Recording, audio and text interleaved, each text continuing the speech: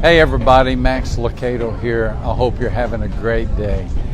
Believe it or not, I'm on the Sea of Galilee. Yep, we're in Israel. And I'm just thinking about how God used this amazing lake, the Sea of Galilee, to teach such a great lesson. You know, for such a famous lake, it's really not that big. About 13 and a half miles long, about 7.5 miles wide, 150 feet deep. I mean, there are bigger lakes in the world, right? But there's not a more famous lake. Because this is the place where Jesus met the disciples in the middle of their storm.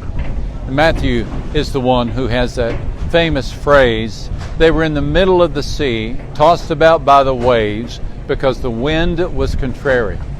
Jesus was not in the boat. The disciples were. In fact, they had been in the boat for 9 hours. Can you imagine fighting these 10-foot waves for 9 hours, all night, dark, thunder, lightning? Can you imagine?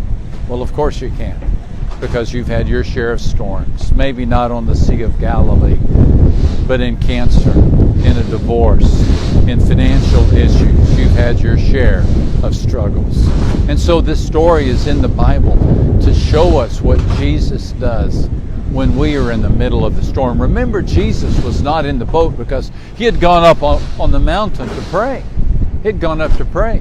Where is Jesus when you're in a storm? Well, he's praying for you. He's praying for you. And he's praying for you right now.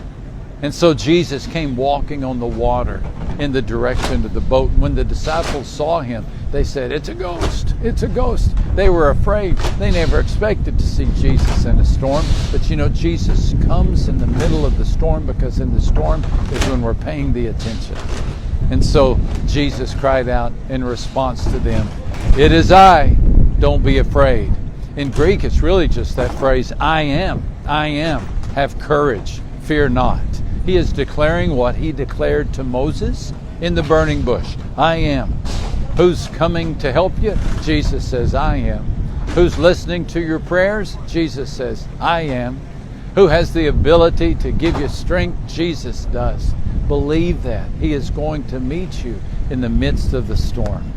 Way to go, Peter. Peter was the one who said, if that's you, command me, and I'll get out of this boat and come in your direction. You know, Peter didn't know much, but he knew one thing. That boat was going down and Jesus was standing up. And the best place to be is next to Jesus if you're in the middle of a storm. And you know what happened next. For a few powerful, courageous moments, Jesus did what no person has ever done. He walked on water. But then he saw the wind. Then he saw the waves. And down he went.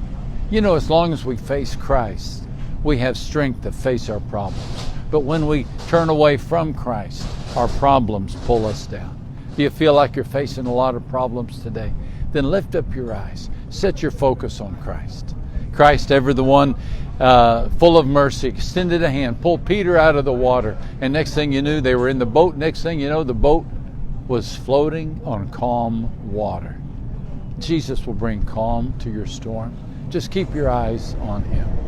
Hey, have a great day. And believe that the Christ who came then is the Christ who comes still.